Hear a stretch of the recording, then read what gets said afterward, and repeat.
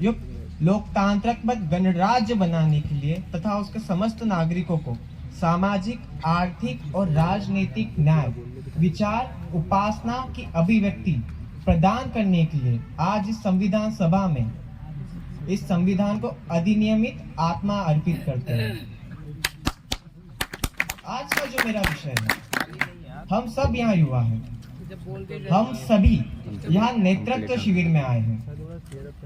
अगर हम वोट देते हैं तो जो नेता होता है क्या वो हमारा लीडर होता है, या हम जिसे चुन के भेजते हैं वो प्रजातंत्र, वो राजा है।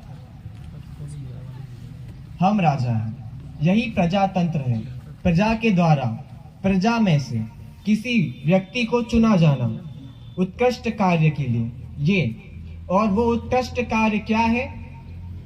हमारे प्रदेश, हमारे देश की उन्नति करना, उसे विकसित करना, वही जो आज का हमारा विषय भी है। अब हमने इसमें स्वाभिमान का प्रयोग नहीं किया। हमारा विषय है मेरा पहला वोट, मेरा अभिमान। हम सभी युवाओं का जो यहाँ पर है, अधिकतर का तो पहला वोट होगा, और वो हमारा अभिमान क्यों है? हमने बचपन से अभी तक कई सरकारें देखी हैं, और हमें अब जाकर जब हम वयस्क हुए हैं अपना वोट देने का मौका मिला है। अगर ये वोट हम सिर्फ अपने लिए देते तो ये होता हमारा स्वाभिमान, परंतु हमारे वोट से हमारे प्रदेश का विकास और समृद्धि जुड़ी हुई है। इसीलिए हमारा पहला वोट हमारा स्वाभिमान नहीं, अभी तो हमारा अभिमान है। मेरा पहला वोट, मेरा अभिमान। अपने वक्तव्य को प्रारंभ करने से पहले अपने संविधान की प्रस्तावना आपके समक्ष में पढ़ना चाहता हूँ। अगर आगे बढ़ेगा, विकसित होगा, तभी हमारा राष्ट्र परम वैभवम को प्राप्त होगा, जिसकी अवधारणा कल में जो हमारे विशिष्ट अतिथि आए थे बता रहे थे कि भारत का स्वर्णिम काल था जब राजा विक्रमादित्य इस देश पे। यह युवा एक नदी की तरह होते हैं जिसके प्रवाह को एक सही दिशा की आवश्यकता होती है। यदि उन्हें सही मार्गदर्शन और सही क्षमता के साथ दिशा प्रदान की जाए तो वो अपने राष्ट्र के विकास में हम लोगों को गति प्रदान कर सकते हैं। और विकसित भारत, हमारा विकसित भारत प्रमुख 4 नींवों पर टिका है। हमारी मातृशक्ति, हमारी युवा शक्ति, हमारे देश के गरीब परिवार और हमारे देश के किसान परिवार। जब ये 4 शक्तियां विकसित होकर निकलेगी तब हमारे देश को कोई ताकत विकसित भारत बनने से नहीं रोक पाएगी, और तब इस वसुधैव कुटुंबकम उक्ति की सार्थकता होगी। और हम यहाँ मतदान विषय पर भी बात करने वाले हैं। मतदान तो हमारा देश एक सबसे बड़ा लोकतांत्रिक देश है, और हमें इस चीज पर गर्व होना चाहिए कि यहाँ हर 5 साल में हमें मतदान करने का मौका मिलता है। हर 5 साल में अपनी पसंद का नेता चुनने का हक होता है, जिससे अपने देश के उज्जवल भविष्य के लिए मार्गदर्शन प्राप्त हो पाता है। और मतदान, जैसा कि हम लोग प्राचीन समय से भी देखते रहे, हमारे न्याय के लिए हम त्रेता युग में और द्वापर युग में भी श्री कृष्ण प्रभु राम उन्होंने भी अपने न्याय के लिए जनता ने उन लोगों को मतदान किया था, और उस तरह की न्याय प्रणाली के लिए हम लोगों को मतदान की प्रक्रिया की गई। धन्यवाद। तिहान ठाकुर के, गली मोहल्ले ठाकुर के, फिर अपना क्या, देश, शहर, गांव। वो ठाकुर मुझ में है, वो ठाकुर तुझ में है, वो ठाकुर यहाँ उपस्थित सभी शिविरार्थियों में है, वो ठाकुर आज के युवाओं में है। जय हिंद और नमस्ते। मेरा नाम है समृद्धि खले, मैं कक्षा 11वीं की छात्रा हूँ। यहाँ देवी अहिल्या विश्वविद्यालय के माध्यम से आई हूँ। इस कविता में ठाकुर का तात्पर्य है एक नायक, एक वो जो नेतृत्व करे, एक वो जो देश को साथ लेकर चले। तो क्या इस देश के युवा इस देश के ठाकुर नहीं? और जिस आदरणीय मंच पर खड़े होकर मैं युवा सशक्तिकरण पर भाषण दे रही हूँ, वहीं पर हमारे राष्ट्र सेवा योजना के प्रेरणा पुरुष श्री स्वामी विवेकानंद जी ही पहले व्यक्ति थे जिन्होंने युवा का महत्व सबको समझाया एवं युवा का सशक्तिकरण एक नई ऊर्जा में दर्शाया था और प्रोत्साहन किया था। हमें ये भूलना नहीं चाहिए कि आज की तारीख में विश्व में भारत द्वितीय स्थान पर आता है तेज गति से बढ़ने वाले युवा आबादी में, जिसका फायदा हम और हमारी सरकार भरपूर तरह से कर सकते हैं। और मुझे यह लगता है कि हमारी सरकार को आभास है कि युवा सशक्तिकरण की आवश्यकता क्या है, जिससे उन्होंने कई योजनाएं भी निकाली है, जैसे स्किल इंडिया, पीएम मोदी योजना, मुख्यमंत्री युवा उद्यमी योजना इत्यादि। इसके आगे ये कहना चाहूंगी कि आज की युवा का सबसे बड़ा यंत्र है लोकतंत्र। लोकतंत्र एवं मतदान। एक छोटी बैंगनी रेखा आपकी उंगली पर एक देश का नक्षत्र बदल सकती है। ये सोचने में बड़ा उलझा हुआ लगता है, पर सत्य है। मैं अपने पहले वोट का और अपने अभिमान की जो प्रक्रिया है वो आप सभी के साथ साझा नहीं कर पाऊंगी, क्योंकि मैं 16 साल की हूँ, मेरी उम्र नहीं हुई है।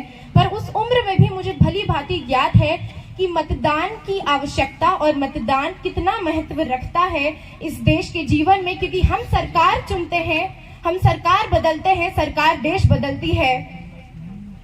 और युवाओं के लिए देश की प्रगति सबसे बड़ी चीज होती है। तो ये कहना चाहूंगी कि विकास की मिलेगी सौगात, आज दिन है विशेष। विकास की मिलेगी सौगात, आज दिन है विशेष। विकसित भारत के लिए विकसित मध्य प्रदेश।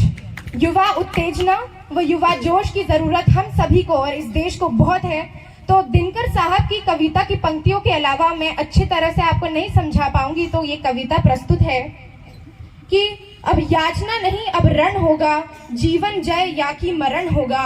टकराएंगे नक्षत्र निकर, भू पर गिरेगी वाणी प्रकर। फण शेष नाग का ढोलेगा, विकराल काल मुंह खोलेगा। दुर्योधन के अबरण ऐसा होगा, फिर कभी नहीं जैसा होगा, फिर कभी नहीं जैसा होगा। धन्यवाद। में इतिहास हमारा बनता है, जिस ओर जवानी चलती है उस ओर जमाना चलता है। परम श्रद्धेय मंच और प्रबुद्ध सदन को सादर प्रणाम। मैं अभिनव सिंह, देवी अहिल्या विश्वविद्यालय की तरफ से। आदरणीय महोदय, हमारा भारत एक युवा देश है, क्योंकि इसकी संपूर्ण जनसंख्या का 65% युवा है। अध्यक्ष महोदय, किसी भी देश की प्रगति में उसकी युवाओं का योगदान अत्यंत ही महत्वपूर्ण होता है, चाहे वो सांस्कृतिक हो, राजनीतिक हो, आर्थिक हो। अध्यक्ष महोदय, इतिहास गवाह है कि किसी भी राष्ट्र के निर्माण में यदि युवाओं की भूमिका नहीं हुई तो उस राष्ट्र का पतन निश्चित है। अतः व्यक्ति निर्माण से राष्ट्र निर्माण में लक्षित ऊर्जा का ध्यान केंद्र युवाओं पर होना समीचीन है। अध्यक्ष महोदय, भारत एक लोकतांत्रिक देश है और हमारे इस देश में मतदान एक महत्वपूर्ण हिस्सा है। अध्यक्ष महोदय, मतदान कर हम अपने देश को नई ऊंचाइयों तक पहुंचा सकते हैं। हम ऐसे नेतृत्व का चयन कर सकते हैं जो हमारे देश की बागडोर संभाले और देश को एक नई दिशा दे। परंतु जब ये युवा पीढ़ी कहती है कि एक वोट से क्या होगा, तब अध्यक्ष महोदय मुझे वह बात याद आती है जब अटल बिहारी वाजपेयी की सरकार मात्र एक वोट के कारण बदल गई थी, वो हार गए थे। अध्यक्ष महोदय, मुझे यह भी याद आता है कि राजस्थान में सीपी जोशी और कल्याण सिंह के चुनाव जब हुए थे तब कल्याण सिंह को अधिक मत मिले थे और जो सीपी जोशी के एक वोट का अंतर था अध्यक्ष महोदय, और उनकी पत्नी, उनकी माता और उनके ड्राइवर ने वोट नहीं दिया था। तो आप सोच सकते हैं एक वोट कितना महत्वपूर्ण है। अध्यक्ष महोदय, ये वोट मतदान आवश्यकता क्यों है हमारे देश की? क्योंकि हम देखते हैं अभी हम श्रमदान करके आते हैं, परंतु हमारे नेता श्रम पे बिल्कुल भी या मजदूरों पे विश्वास उनकी तरफ ध्यान नहीं देते। अब भी रोज कहर के बादल फटते हैं झोपड़ियों पर, कोई संसद बहस नहीं करती भूखी अंतड़ियों पर। अब भी महलों के पहरे हैं पगडंडी की सांसों पर। शोक सभाएं कहाँ हुई है मजदूरों की लाशों पर? साहब, शोक सभाएं कहाँ हुई है मजदूरों की लाशों पर? अध्यक्ष महोदय, यदि हम सब युवा ठान लें, हम यकीन कर लें कि हम नव आचार को ठान ले, तो एक बार फिर यह स्वर गुंजायमान होंगे कि सारे जहां से अच्छा ये हिंदुस्तान हमारा। यदि हमने नवाचार ठान लिया तो सुंदरिया तेरी खैर नहीं, बूंदों ने बगावत कर ली है। नादान समझ बुझदिल इनको, लहरों ने बगावत कर ली है। हम परवाने मौत समा, मरने का किसको खौफ यहाँ? रे तलवार तुझे झुकना होगा, गर्दन ने बगावत कर ली है। जय हिंद, जय मां भारती। गुलों से खुशबू खिलती है, पर्वतों से धुआं निकलता है, पर्वतों से धुआं निकलता है। ये कैंची खाक काटेगी हमें, ये कैंची खाक काटेगी हमें। हम परों से नहीं हौसलों से उड़ा करते हैं, हम परों से नहीं हौसलों से उड़ा करते हैं। इसी के साथ आदरणीय निर्णायक मंडल एवं सभी श्रोता गणों को मेरा सुप्रभात। मैं Shruti Khare, career college of law, Barkatullah university की छात्रा, आप सभी के समक्ष एक बेहद ही महत्वपूर्ण एवं सुंदर विषय पर अपने विचार व्यक्त करने जा रही हूँ। माननीय, मैं यहाँ पर कोई कविता गाने नहीं आई हूँ, मैं विधि की छात्र हूँ और मैं आज आपको युवाओं की सच्चाई से अवगत कराना चाहती हूँ। माननीय, मुझे अभी कुछ महीने पूर्व नारकोटिक्स डिपार्टमेंट के साथ इंटर्नशिप करने का मौका मिला और बड़ी दुर्भाग्य की बात है ये मेरे लिए कि हमारे यहाँ युवाओं का जो एक आयु वर्ग है जो 15 से 25 वर्ष का है, वो आज ड्रग पेडलिंग के मामलों में अपना इतना महत्वपूर्ण रोल निभा रहा है कि मुझे बहुत खुशी हो रही है ऐसे युवाओं के बारे में यहाँ मंच पर बोलते हुए। मेरे जो प्रतिभागी थे वे कई बड़ी बड़ी बातें कर गए युवाओं के लिए, पर क्या आज हम युवाओं की क्वालिटीज गिनाने के लिए यहाँ खड़े हुए हैं? आज हम हमारी यूनिवर्सिटीज का नेतृत्व करने यहाँ खड़े हुए हैं और ये हमारी रिस्पॉन्सिबिलिटी है कि हम हमारे युवाओं की सच्चाई बताएं। ये युवा जो यहाँ बैठे हैं उन्हें उनकी सच्चाई से अवगत कराया जाए। क्यों कराया जाए? बात कर रहे हैं हम समृद्ध मध्य प्रदेश की। क्या सिर्फ समृद्ध मध्य प्रदेश? पिछला वर्ष हमारे लिए बहुत गौरवशाली रहा। आदरणीय, हमने G20 समिट को लीड किया जिसका सिद्धांत था वासुदेव कुटुंबकम, जिसका अर्थ है पूरा विश्व एक फैमिली है। हम आज विश्व गुरु बनने की दौड़ में लगे हुए हैं। ऐसे बनेंगे हम विश्व गुरु? बात कर रहे हैं हम राइट टू वोट की, मतदान की बात कर रहे हैं, तो हमारा संविधान का अनुच्छेद 326 बताता है हमें राइट टू वोट के बारे में या फिर मतदान के बारे में। मैं अपना अनुभव बताऊं तो मेरा अनुभव कुछ इस प्रकार था कि मैं जानती ही नहीं थी विधानसभा, अभी जो हमारे विधानसभा के जो हमारे वो इलेक्शंस हुए तो उसमें मैं जानती ही नहीं थी कि जो हमारे एरिया का नेतृत्व कर रहे हैं वो कौन है। तो सबसे पहले जब हम मतदान की बात कर रहे हैं तो जरूरी है युवाओं के लिए कि वो हमारी सांसद के बारे में जाने, सांसद की प्रक्रिया के बारे में जाने, तभी हम एक अच्छे मतदाता बनेंगे। और अगर आज हमें विश्व गुरु बनना है तो ये बेहद महत्वपूर्ण है कि हम हमारी पार्लियामेंट्री जितनी भी इलेक्शन प्रोसेस होती है उसके बारे में जाने। धन्यवाद। जय जवान, जय किसान। भारत के बदलाव हमारा नारा है, माँ भारती की सरजमी का कड़कण हमें प्यारा है। जंग का मैदान हो या खेल का मैदान हो, मकसद है कि हर जमी पे भारत का जयगान हो, भारत का जयगान हो। जय हिंद। मैं निशांत मित्तल बरकतुल्लाह विश्वविद्यालय से सभी स्वयंसेवकों को प्रणाम करता हूं एवं आदरणीय अतिथियों को नमन करता हूं। जैसा कि आज परिचर्चा का विषय है सशक्त युवा एवं समृद्ध मध्य प्रदेश। युवा क्या है? युवा, जैसा कि आप सभी मानते हैं एवं जानते हैं, युवा है एक अवस्था। युवा सिर्फ एक अवस्था नहीं है, युवा है एक ऊर्जा। युवा किसी भी व्यक्ति के जीवन में वह मंच है जहां वह सीखने की कला एवं प्रदर्शित करने की कला सबसे सर्वश्रेष्ठ होती है। आज भारत में सबसे ज्यादा युवा हैं। भारत में लगभग 80 करोड़ से ज्यादा युवा हैं और जैसा कि हम सभी जानते हैं कि 2047 तक माननीय प्रधानमंत्री मोदी जी ने यह हमारे सामने लक्ष्य रखा है कि हमारा भारत सबसे प्रमुख कार्यबल प्रदाता देश बनेगा। इसी में हमारे राज्य मध्य प्रदेश इसी की ओर अग्रसर है। आज मध्य प्रदेश को जितनी भी उपलब्धियां प्राप्त हैं, चाहे वह तकनीकी में हो, खेलकूद में हो, शिक्षा में हो, स्वास्थ्य में हो एवं अन्य किसी भी क्षेत्र में, तो वो कहीं ना कहीं युवाओं की देन है।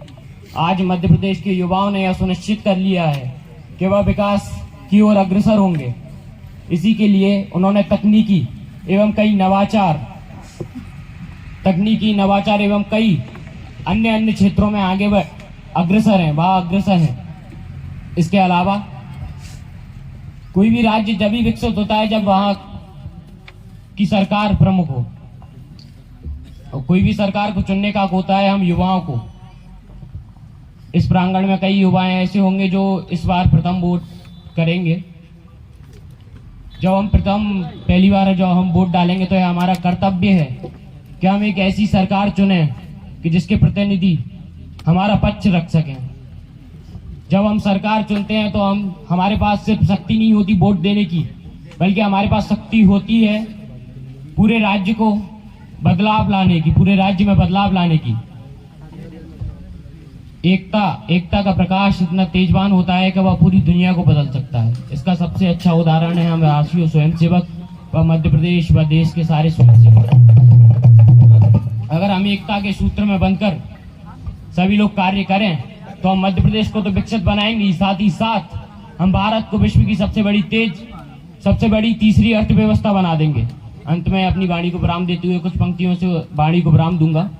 अगर जुनून हो सर पर तेरे और अंतर में हो विश्वास, फिर ठोकर और ठुकराने का होगा कहाँ तुम्हें एहसास।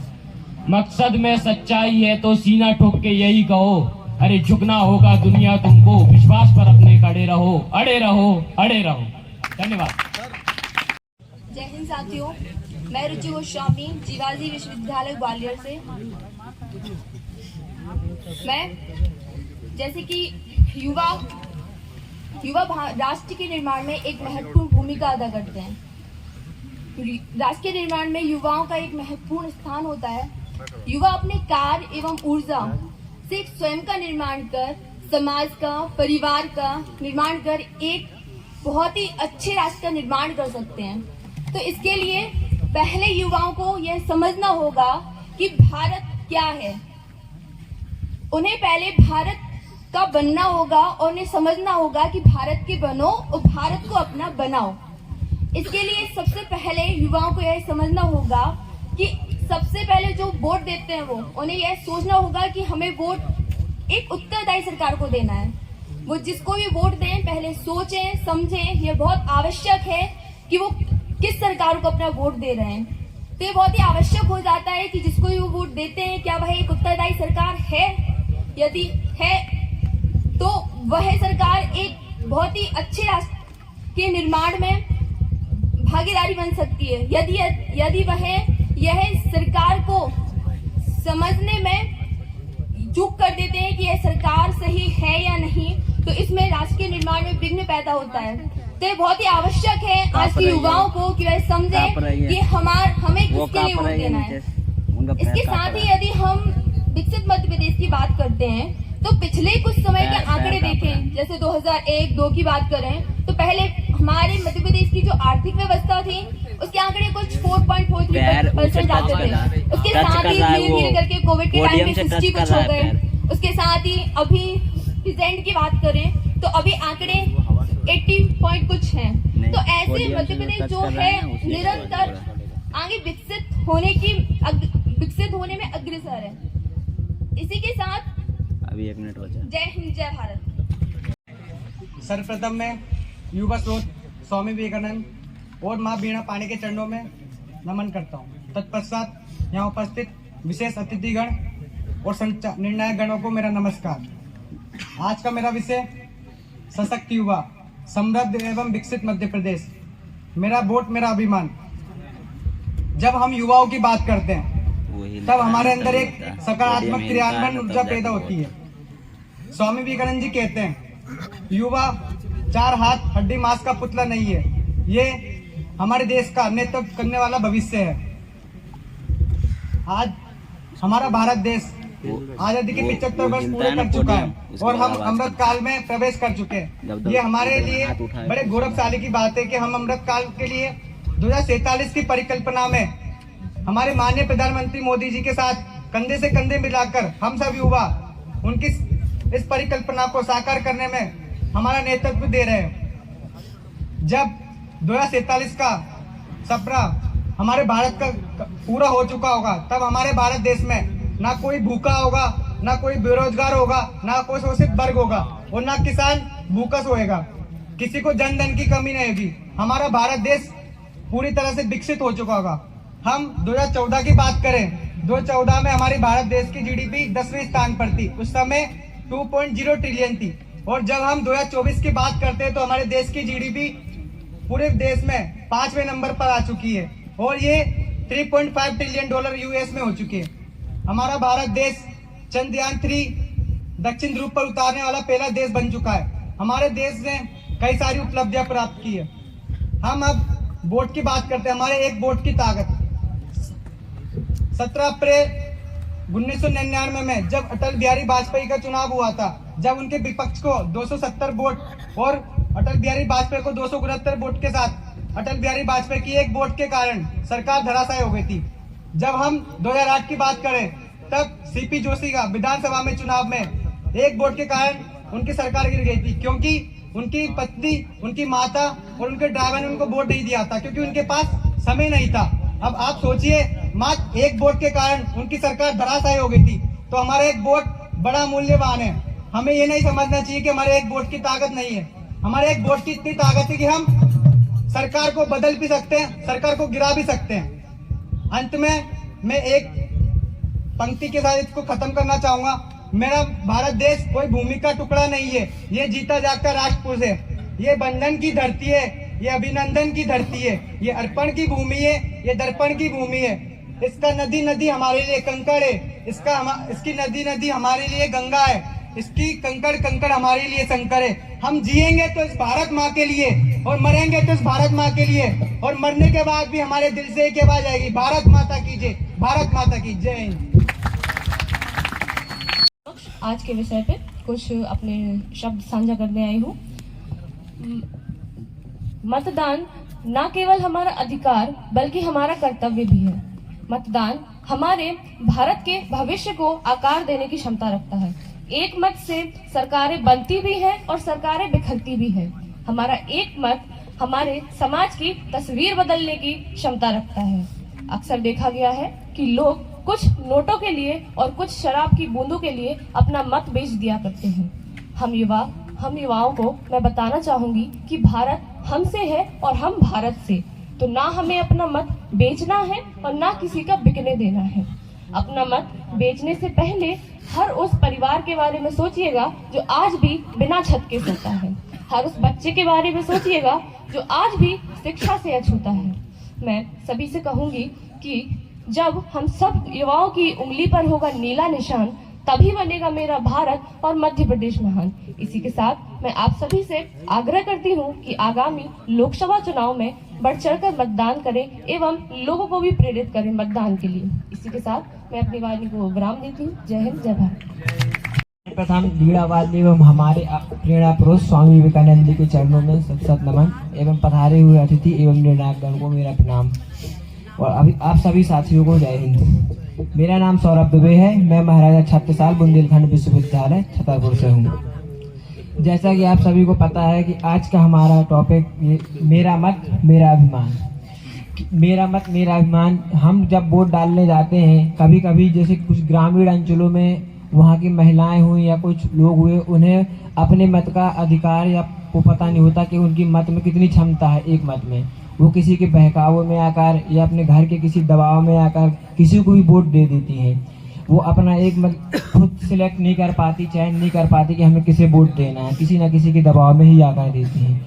जबकि हमारी शक्ति अमिट है। हम चाहें तो किसी भी सत्ता को गिरा सकते हैं और किसी भी सत्ता को बना सकते हैं। जिस प्रकार एक चींटी एक एक वो जोड़कर अपना भोजन इकट्ठा करती है, बूंद बूंद से घड़ा भरता है।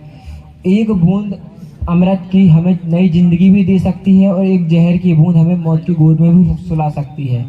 उसी प्रकार हमारी एक बूंद की शक्ति, एक बूंद हम उसी प्रकार हमारे वोट में इतनी शक्ति होती है, किसी भी सरकार को बदल सकती है और गिरा भी सकती है। आने वाले लोकसभा चुनाव में हमें बढ़ चढ़कर मतदान करना है एवं लोगों को जागरूक भी करना है, क्योंकि कुछ लोगों को जिसके प्रति जागरूकता नहीं होती है वो कहीं भी अपना वोट करते हैं। कई लोग तो ऐसे होते हैं कि वोट देने ही नहीं जाते हैं, बोलते हैं कि हम वोट नहीं देंगे। कुछ लोग अपने काम में व्यस्त रहते हैं। मैंने भी देखा है अपने गांव साइड कि जो लोग मजदूर करते हैं, मजदूर लोग हैं, उन लोगों को हम लोगों ने कई बार प्रेरित किया। वो यही बोलते हैं कि नहीं हम वोट नहीं देंगे, क्योंकि जब तक हम वोट देने जाएंगे वहाँ उनका जो काम कर रहे हैं उसका पैसा नहीं मिलेगा। ये वो दुनिया भर का ऐसा बहाने बनाते हैं, लेकिन हमें अपनी मतदान अवश्य करना चाहिए। इसी के साथ मैं अपनी वाणी को विराम देता हूँ। जय हिंद, जय भारत। रंग के सपने होते हैं। युवा हमारे प्रदेश के वो युवा हैं जो युवा सशक्तिकरण को लेकर अपने कंधे में अपने कर्तव्य पथ पर हमारे प्रदेश के स्वयं सेवक चल पड़े, और उन्हीं युवाओं में से हमारे देश के 6.5 लाख युवाओं में से समाज को शर्मसार करती बात यह है कि 10% युवा नशे की गिरफ्त में। और वहीं हम दूसरी ओर देखें तो हमारे प्रदेश के वो युवा जो चंद्रशेखर आजाद हुए। हम बात करेंगे अपने पहले मतदान की। हम अत्यंत सौभाग्यशाली हैं कि 18वें लोकतंत्र सभा के चुनाव में हम अपनी भागीदारी निभाएंगे, और मेरा पहला वोट मेरा अभिमान है, और मैं ऐसे सरकार को चुनूंगी जो हमारे देश का विकास कर सके। हम बात करते हैं समृद्ध और विकसित मध्य प्रदेश की, तो अनुपम है भारत की माटी जिस धरा पर मध्य प्रदेश है, और विंध्याचल की छाया सोयाबीन प्रदेश है। नदियां यहाँ मिलने आती मायका मध्य प्रदेश है, ऐसा भारत मध्य प्रदेश है, ऐसा प्रदेश मध्य प्रदेश है। अब हम बात करेंगे युवाओं को वोट देने पर कि हे भारत के राम जगों में तुम्हें जगाने आया हूँ। राम मतलब युवा। हे भारत के राम जगों में तुम्हें जगाने आया हूँ, और सधर्मों का धर्म एक बलिदान बताने आया हूँ कि भगत सिंह की फांसी जागे, भगत सिंह की फांसी जागे, राजगुरु के प्राण जगे, ये भारत देश महान जगे और भारत के युवा जगे, ये भारत देश महान जगे और भारत के हम युवा जगे।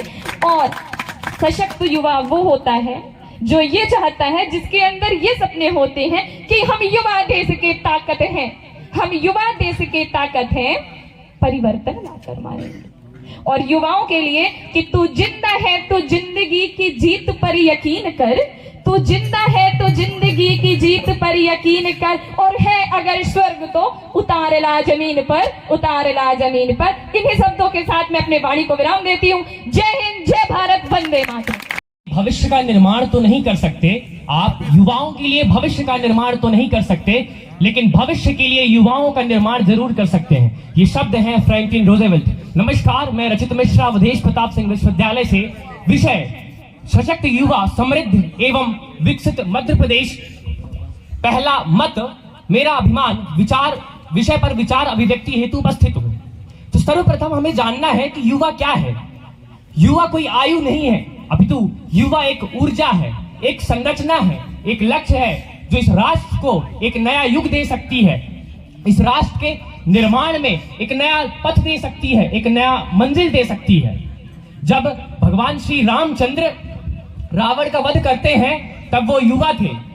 जब भगवान श्री कृष्ण कंस की बुराइयों का नाश करते हैं तब वो युवा थे। और हम सब जानते हैं कि वो शिकागो की धरती पर भारत की सभ्यता और संस्कृति का शंखनाद करने वाले हमारे स्वामी जी भी युवा थे। 1857 की क्रांति में पहली गोली चलाने वाले मंगल पांडे भी युवा थे। तो युवा वो है जो राष्ट्र के निर्माण में अपनी भागीदारी सुनिश्चित करे। अटल बिहारी वाजपेयी कहते हैं कि युवा कौन है, सशक्त युवा कौन है। सशक्त युवा वो है जो अपने दायित्वों, अपने कर्तव्यों का निर्वहन अपने देश के लिए, अपने राष्ट्र के लिए, अपने नागरिक कर्तव्यों का निर्वहन करेगा, वो सशक्त युवा होगा। फिर विकसित और समृद्ध। विकसित और समृद्ध मध्य प्रदेश क्या है? हमारा पर्याय विकसित से ये नहीं है कि हमारी अर्थव्यवस्था कितनी तेजी से बढ़ रही है और हमारा भौतिक निर्माण किस तीव्रता से हो रहा है, अपितु विकसित का मतलब यह है कि हमारा सामाजिक निर्माण किस प्रकार हो रहा है और उस समाज में बैठे प्रत्येक नागरिक का निर्माण किस प्रकार से हो रहा है। यह हमारे लिए दुख का विषय है, कष्ट का विषय है कि आज भी हमारे प्रदेश में 41% महिलाएं शिक्षा के अभाव से जूझ रही हैं। यह हमारे लिए दुख का विषय है कि एनसीआर भी अपनी रिपोर्ट में कहती है कि मध्य प्रदेश भारत का वो तीसरा प्रदेश है जहां महिला हिंसा सबसे ज्यादा होती है और 3000 रेप केसेस पर ईयर का जो डाटा निकल के आता है। अगर ये विकसित है तो हम कदाचित उस विकसित पथ पे अग्रसर नहीं है। जिस दिन हमारे समाज का निर्माण होगा, जिस दिन समाज में बैठे उस नागरिक का निर्माण होगा, उस दिन हम समृद्ध और विकसित प्रदेश का लक्ष्य पूरा कर पाएंगे। और ये निर्माण जो राष्ट्र का निर्माण है, इस प्रदेश का निर्माण है, विकसित का निर्माण है, ये निर्माण कौन करेगा? ये निर्माण करेगा युवा, उस देश का युवा, उस प्रदेश में रहने वाला युवा। महात्मा गांधी कहते हैं कि लोकतंत्र की भावना बाहर से नहीं थोपी जा सकी थी, अपितु वो आपके अंदर आनी चाहिए। लेकिन आज का युवा अपने मत का अधिकार, अपने संवैधानिक अधिकार, हमारे संविधान के अनुच्छेद 326 में हमारा मताधिकार दिया हुआ है, लेकिन जो युवा अपने मत के अधिकार का उपयोग नहीं कर सकता वो इस राष्ट्र के निर्माण में कभी अपनी भागीदारी नहीं दे सकता। तो सर्वप्रथम हमें यह सुनिश्चित करना है कि युवा अपने राष्ट्र के निर्माण में अपने कर्तव्यों, अपने दायित्वों, अपने अधिकारों का निर्वहन करेगा। और अंत में अपनी वाणी को विराम दूंगा कि हम भारत हैं, हम भारत के भाग्य विधाता हैं, हम भारत के भाग्य निर्माता हैं, और गर्व से कहिए कि हम भारत के मतदाता हैं। धन्यवाद। दोस्तों, मैं बात करूंगी तथ्यों पर, शायरियां नहीं मारूंगी, क्योंकि यह भाषण चल रहा है, मुशायरा नहीं। एक राष्ट्र जिसने भाग्य और परिस्थितियों से विवश होकर पराधीनता का दंश झेला, तिरस्कार, घृणा, यातनाओं और बलिदानों को नीलकंठ बनकर अपने हृदय में उतार लिया, और तब कई वर्षों बाद हमें अपनी आजादी का कलश प्राप्त हुआ। और मैं बताना चाहूंगी कि जब हमें अपनी आजादी का कलश प्राप्त हुआ तो हमें अपना सबसे प्रथम अधिकार मिला, तो वो मिला हमारा संविधान। और हमारे संविधान की अगर मैं बात करूं प्रस्तावना की, तो प्रस्तावना में सीधे तौर पर लिखा गया है लोकतंत्रात्मक गणराज्य। मेरा भारत महान हम नारे लगाते हैं, मेरा भारत महान ऐसे ही नहीं बनेगा युवा साथियों, क्योंकि जब तक एक युवा वर्ग जब तक गलत दिशा की ओर जाना नहीं छोड़ेगा, तब तक मेरा देश महान नहीं बनेगा।